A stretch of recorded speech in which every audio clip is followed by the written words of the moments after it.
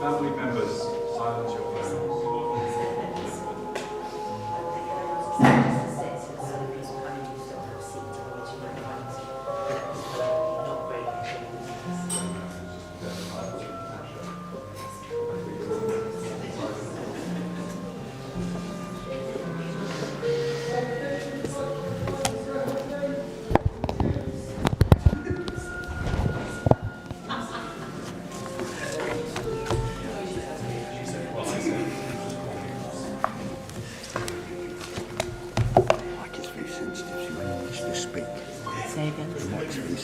Okay. Perfect. Yeah, step back. Okay, fine. Actually, that's very helpful because I had literally no voice all week, so that will be helpful. Thank you.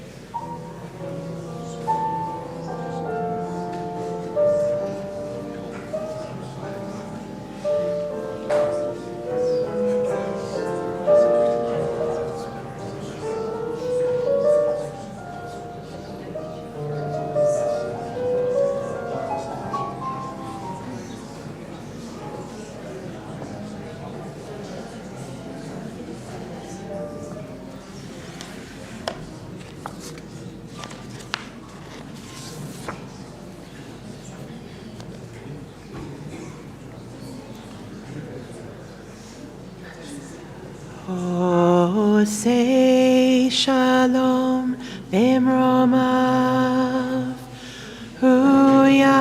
Say shalom aleinu.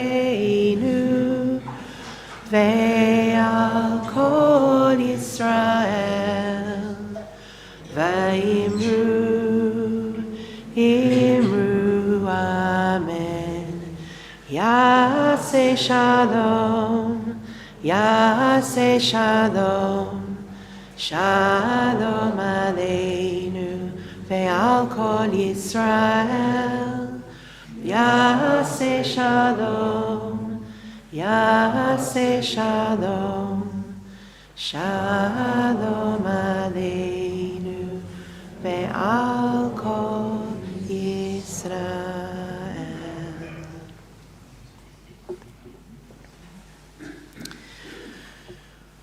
With unambiguous love for her family, as a true, loyal friend, smart and wise and composed until the end. I know that for so many of you, it's hard to imagine that we're here honouring the life of Gill Lewin. But on behalf of Mike, of Richard and Andy, of Julia and Deborah, and of Anne, who we're thinking of and is joining us on Zoom, thank you for being here today as we come together to accompany Gill to her final resting place. Why are we not at Cheshunt? Because in Gill's words, who wants to schlep all the way out there? And by the time you get to Edgware, there are certain places where it might even feel like you're in the countryside. Judaism often talks about life as being like a tree, with branches growing as life goes on, roots reaching far into the past and a crown reaching ever upward. A tree adds branches. It goes through seasons and cycles of growth, good times and bad, times of blossom and fruitfulness, times of ultimately shedding its leaves and returning to its source. The image is an organic one, a picture of slow growth, of development, of becoming something more as time goes on. And ultimately it foreshadows death, as whether it be a blade of grass or a cedar of Lebanon, time takes its toll and we pay the ultimate price. Upon reflection, however, I'm not convinced that Gill would be thrilled with me comparing her to a tree. Perhaps she'd be happier instead if I compared her to a beautiful garden, the type she so adored. Gardens need work, just like life. They need thought and care. But arguably, they give so much back to the gardener and to those who visit it, just as Gill gave so much to those whom she loved. Gill built relationships within her family, even if it took some time for some of the most important relationships. Everyone involved was open-minded and committed enough to do the work. And Gill also built relationships outside of her family. Some of you might have been surprised to see Danny, originally the specialist plasterer, who ultimately did decades of work at Fitzalan Road, arrive and give Gill a kiss hello. But to work for or with Gill was to find a long-term friend, and that speaks so much to who she was. But you also had to know the rules. Don't touch the newspaper until Gill's done the crossword. And once you've put a card down in a game, you can't change your mind and take it back. Kezia, Jake, Emma, Kay, Mirav, Gideon, Hannah, Asha and Rena might call that Grandma Gill's rules. I suspect that you each learned that it's okay to be competitive sometimes, and that some rules, no matter how much love is present, are not to be messed with. You all know how much it mattered to Gill to find ways to bring people together, including her beloved nieces, Jo, Julia, and Louise. And we'll hear more from Gill's family shortly. I know that there are so many more of you who should be named, especially beloved partners to members of Gill's family. And we think too of those no longer here. For some of you, your thoughts will also be with Gill's beloved brother John, Zichrono Livracha. We can take many messages from a funeral, but perhaps we do best by Gill if we take her lead and decide to make every moment count. Mike, both when you were traveling and when you were at home, you and Gill really made your time together count. What a blessing it was that you celebrated your 50th wedding anniversary last July, sharing your love and renewing your vows. As I remarked to you yesterday, to have 50 years of a happy, loving marriage is no mean feat, and when they're both second marriages, how much more so. Psalm 92 teaches us, Tzadik katamar yifrach, ke'erez balvanon yiskeh. The righteous shall flourish like the palm tree and grow like a Lebanese cedar. You are all part of Gill's tree, and so together we accompany her, beloved wife, mother, stepmother, sister, grandmother, great-grandmother, cousin, aunt, and friend to so many of you here today on her final journey, and we do so with love, admiration, and dedication. We're going to begin on page 5.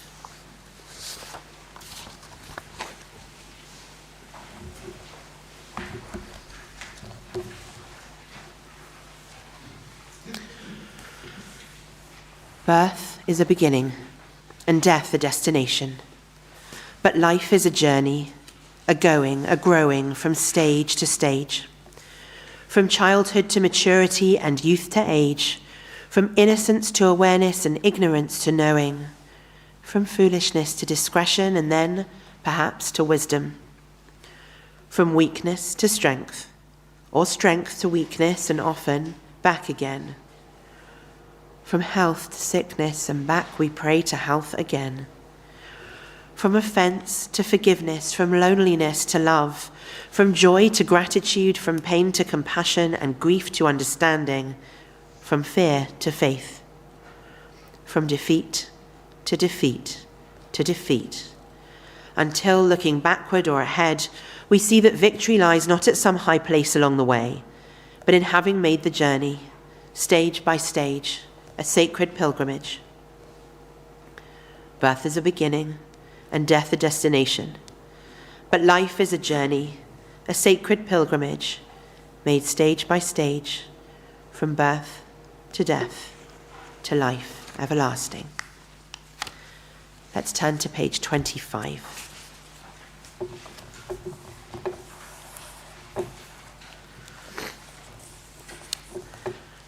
אל נפחד בנוכחות מוות. חלקנו הוא חלק כל אלה אשר היו ואשר יהיו.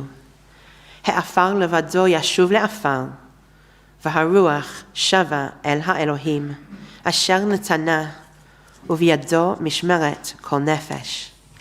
Do join me in the English if you're comfortable too.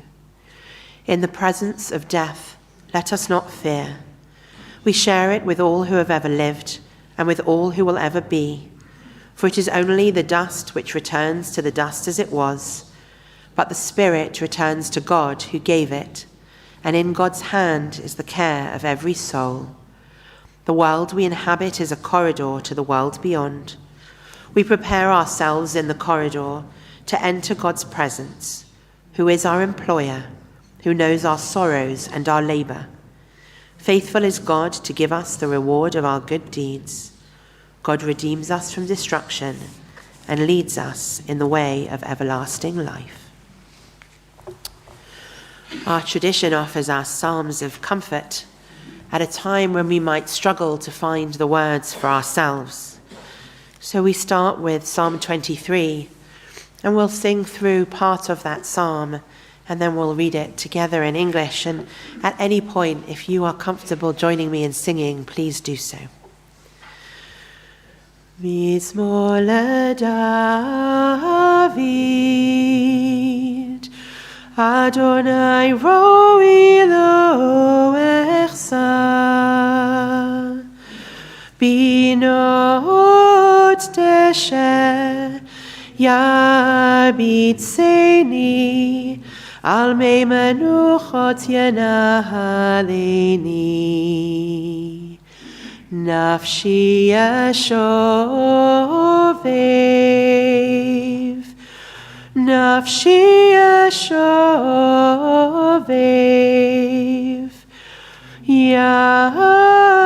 Yancheni v'maglei tzedek leman shemo. God is my shepherd, I shall not want. Do join me. In green fields, God lets me lie, leading me by quiet streams, restoring my soul, guiding me in paths of truth, for such is God's name.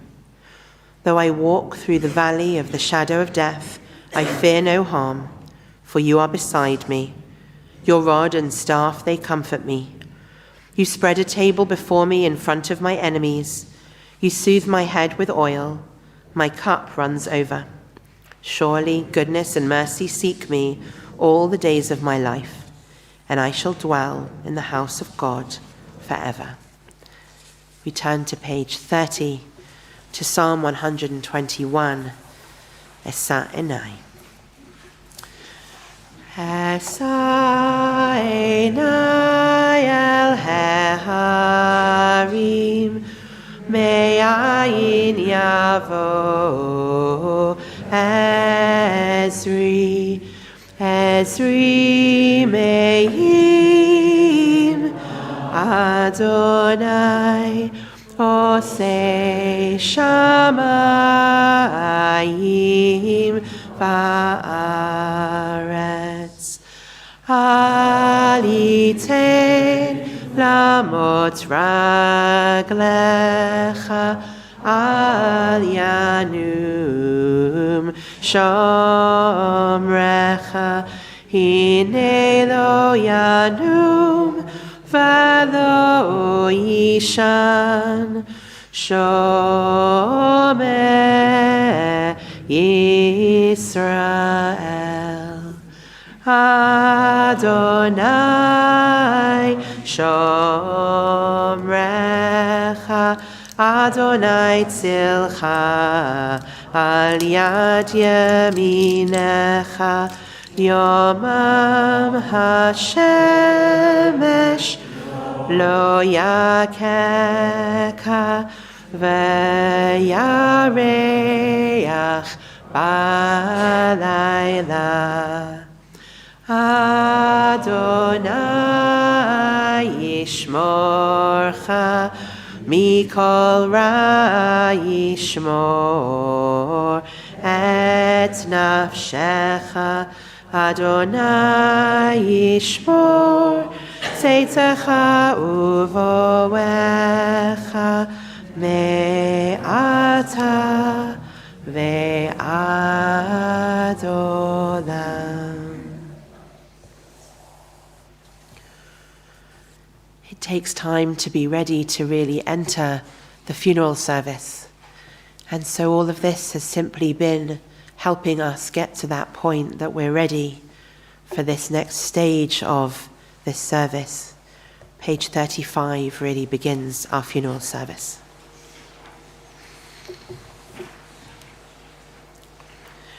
Hatzor tamim b'chol derachav, erech apayim u'malei rachamim, chamol na al avot uvanim, כי לך, אדוני, הסליחות והרחמים. צדיק אתה, אדוני, להמית ולהחיות, אשר בידך פקדון כל רוחות. חלילה לך זיכרוננו למחות, ויהיו נא עיניך ברחמים, עלינו פקוחות. כי עדיך כל בשר יבואו, ופשעיהם אתה תכפרם, כי אם עוונות תשמור יה, אדוני מי יעמוד. God, our rock, is perfect in every way, long-suffering and full of mercy. Take pity on both parents and children, for forgiveness and mercy are yours. You are just in bringing life beyond death, for in your hand is the care of every soul. May your eyes watch over us with mercy, for you do not blot out all memory of us. To you all flesh must come, and you will pardon their sins. God, if you should mark the wrong we do, our God, who could stand? As a parent is tender to their children, so will you be tender to us. You guard us when we go out and when we come in. In the shadow of your wings you shelter us. Even darkness will not darken our spirit, for in your light we see light. God, bring us peace, and may your faithfulness give our spirit strength. Sa'adenu Adonai Eloheinu ka'asher nidom b'tza'arenu. Support us, God, when we're silent through grief. Nachamenu ka'asher nichra bigonenu. Comfort us when we're bent down with sorrow. Ozreinu ka'asher nisa et masa ke'evenu. Help us as we bear the weight of our loss. Chazek et yadenu. Adonai tzorenu v'go'alenu. God, our rock and our redeemer, give us strength. We pause now in our service to hear words from Gill's family. We're going to start with an introductory text that Deborah will share. Then we'll hear some words from Richard and then from Julia. And those of you who are joining the Shiva later will have an opportunity to hear from Andy later on.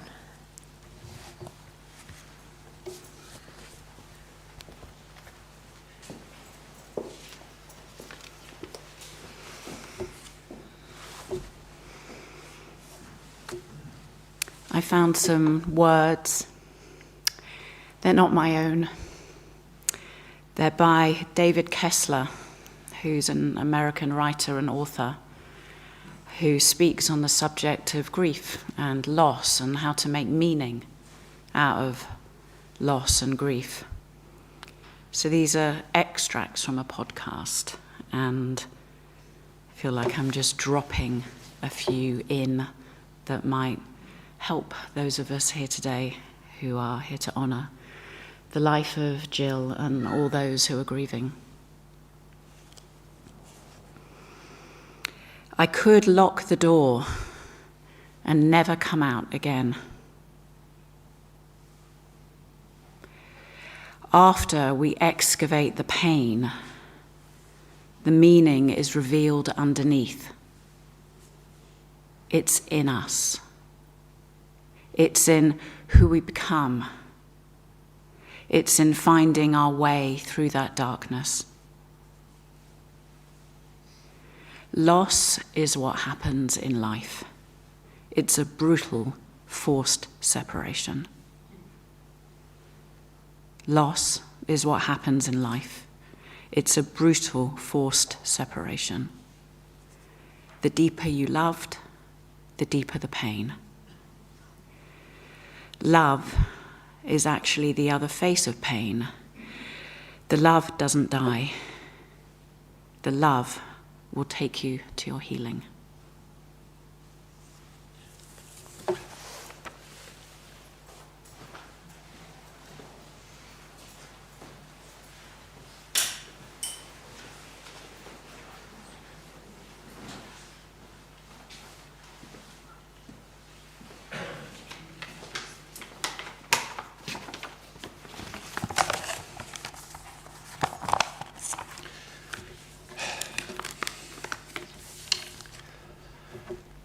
Even before she was diagnosed with leukemia, Mum told me that she was always loved and always surrounded by love. She also lived a life of giving love. She called everyone darling and meant it. Mum died at home on Monday, a few weeks after her diagnosis with AML, with her immediate family around her. What was left was love. The love she felt for us, the love we felt for her, and the love we have for each other.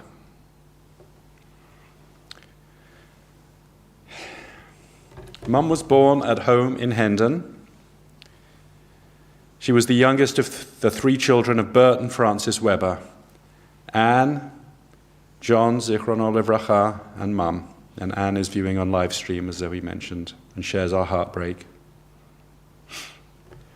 Next time you are holding a Hertz or Sonsino Chumash, have a look at the preface to the one-volume edition right at the front. It will show the date of publication, the 15th of October, 1937. That was Mum's birthday. That was the day she was born. That was of no interest to Mum when I pointed it out to her. But I am reminded every week in shul that it's a comfort to me.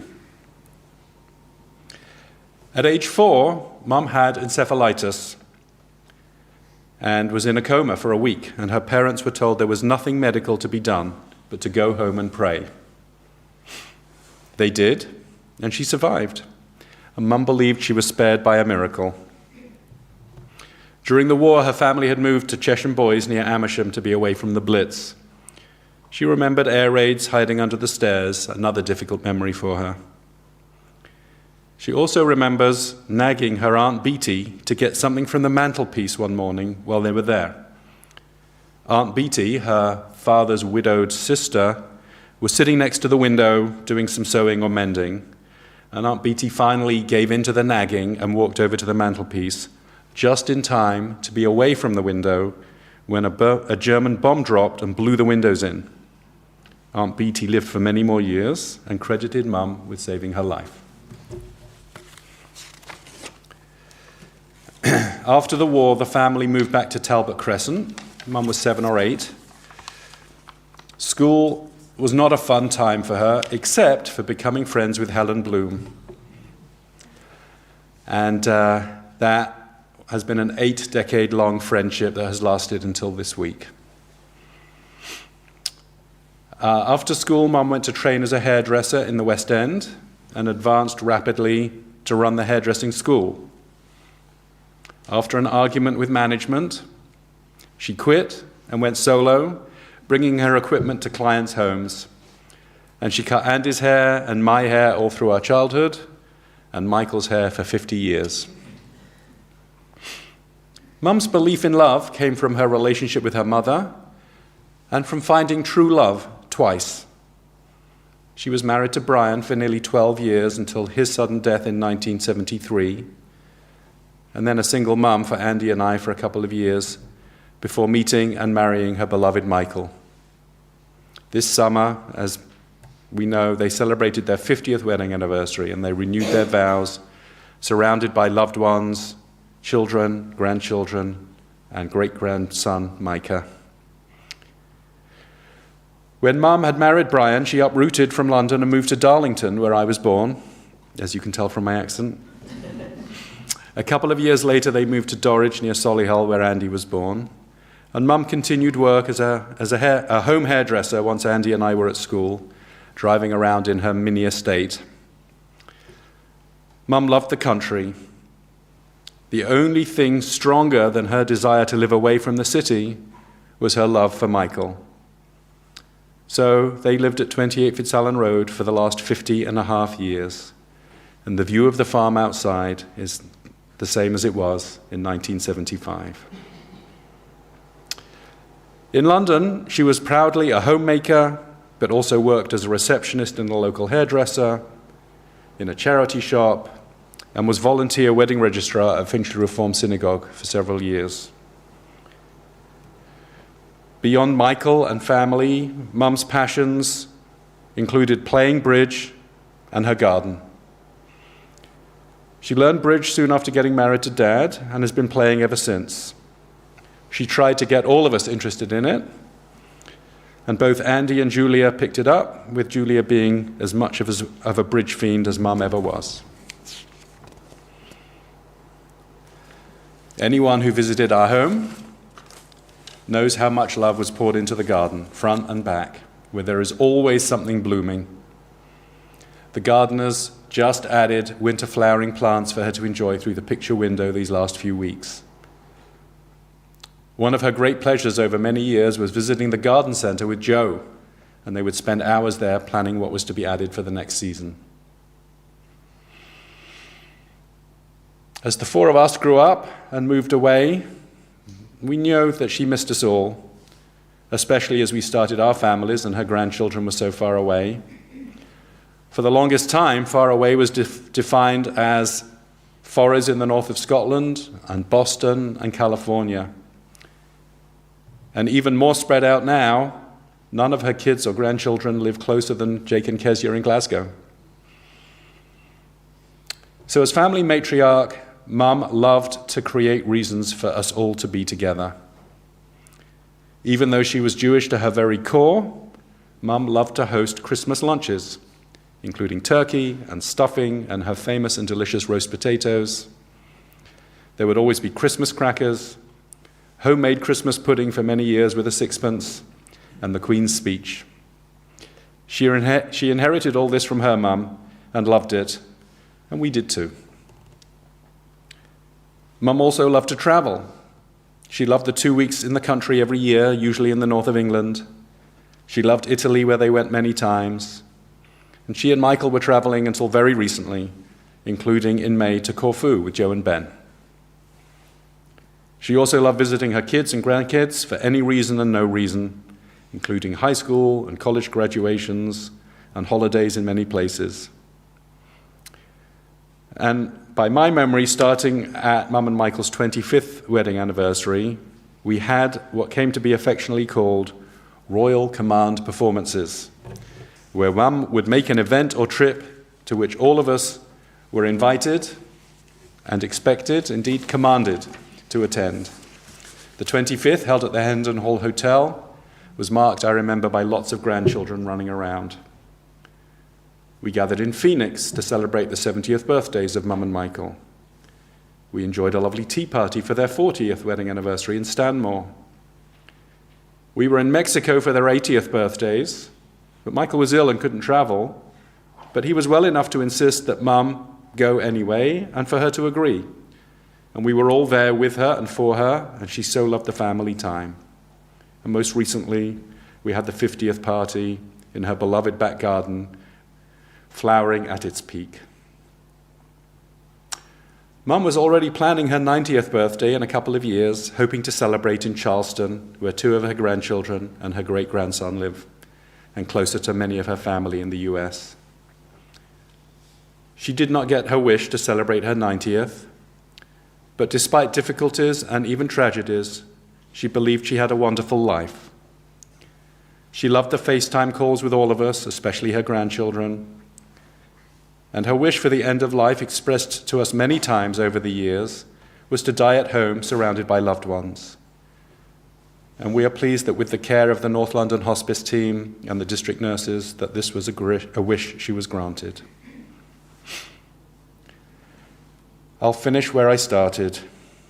Mum loved everyone, and everyone loved Mum. In the last couple of days, a friend wrote to me, "Your mum was such a loving, witty, compassionate, and profoundly wise woman." Goodbye, Mum. We know how much you love us, and that will live in all of our hearts forever. We love you.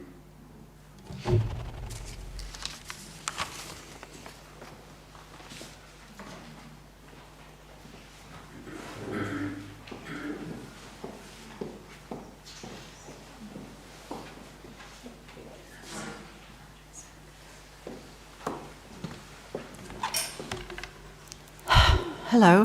Wow.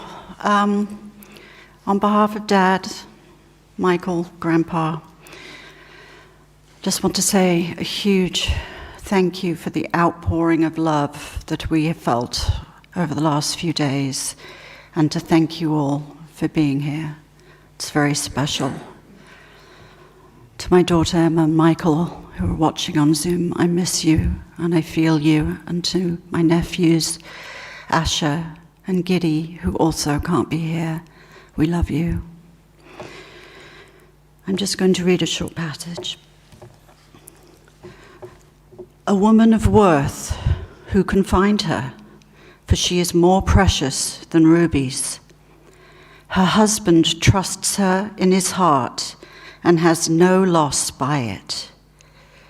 Every day of her life she does him good, not harm. Her hand is held out, open to the poor, reaching out to those in need. She is clothed in strength and dignity, serene before the time to come.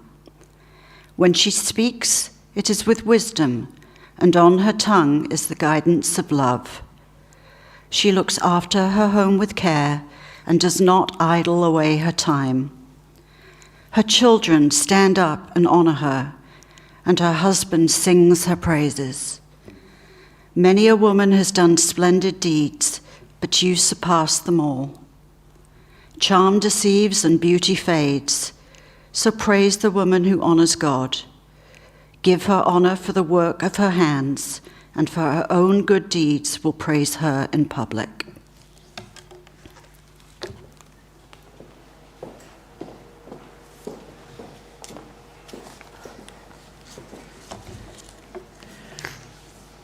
May we all merit being spoken about with so much love at the end of our lives. Richard shared with me some videos that he made of Gill speaking about her life. In one video, Gill shared how much she enjoyed going to Wimbledon with her mum. But in those days, as you heard, she was also a very successful hairdresser who was very much in demand, especially on the weekends, particularly for brides. She'd often be very busy, unless Wimbledon was on offer, in which case she unfortunately was completely booked up. This seems to have set a trend of Gill making sure that she looked after everybody else, but also knowing that it was okay to have priorities in life, and spending time with her family would always be Gill's priority. The end of Gill's life was short but hard. Gill was very good at taking each day at a time and felt strongly the gift of being surrounded by everyone she loved. When Sue came to visit only 8 days ago, she left just as Gill's nail technician arrived. Even then, Gill was still living her life. From Gill, I think we can each learn to share our love clearly, to let others know how much they matter to us, to trust that there will be good to come, even after seemingly impossibly hard times. To know that when we find a wonderful young man who takes us out for excellent Chinese food and good theatre, he is a keeper. And to bring our families together at every possible opportunity, perhaps even to include, as you've heard, Grandma Gill's famous roast potatoes, bolognese, cheesecake. It could continue. You will each have so many more ways in which you have learned from Gill. May we each find ways to take on the very best of her characteristics, for as we do, we will continue to honor her memory. Zichrona levracha. It will forever be a blessing. God swallows up death forever, wipes away tears from every face, and takes the pain and sorrow from every heart. For salvation comes from God, whose power of redemption is vast. Adonai Natan, va'Adonai Lakach, Yehi Shem Adonai Mevorach. God has given, and God has taken away. May God's name be blessed. We're going to move outwards into the cemetery. I'm going to ask you, if you don't need your books for Kaddish, to leave them here. If you do need them for Kaddish, to take them with you, and to please allow Gill's family to follow the coffin out first. We will finish at the grave.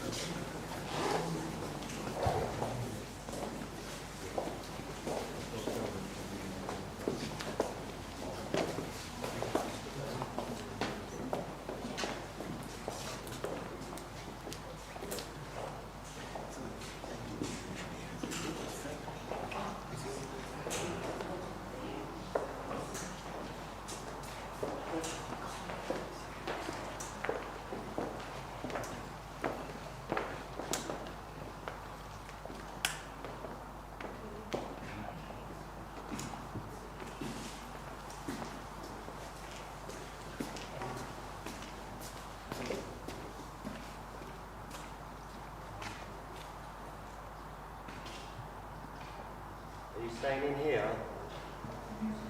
Yeah, I'll just pull these doors closed. I'll just let you know they will finish it up at graveside, okay? I'll just pull these doors closed so it's a bit warmer. You okay, yeah? I think they're finishing at graveside. No, it's a bit cold, isn't it? Okay?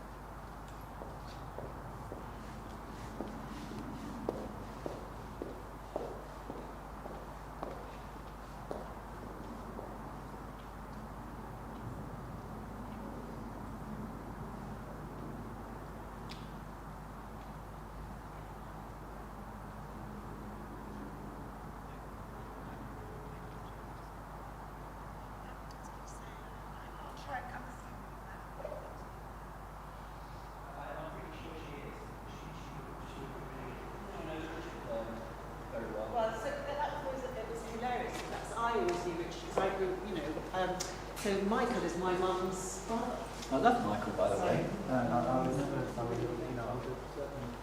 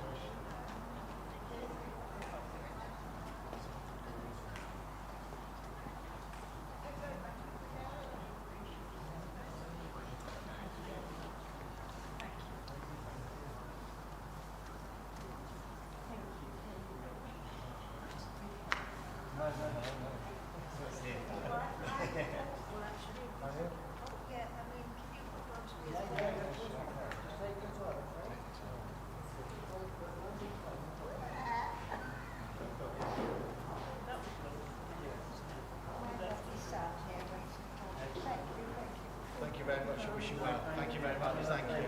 Thank you. You got a card, haven't you?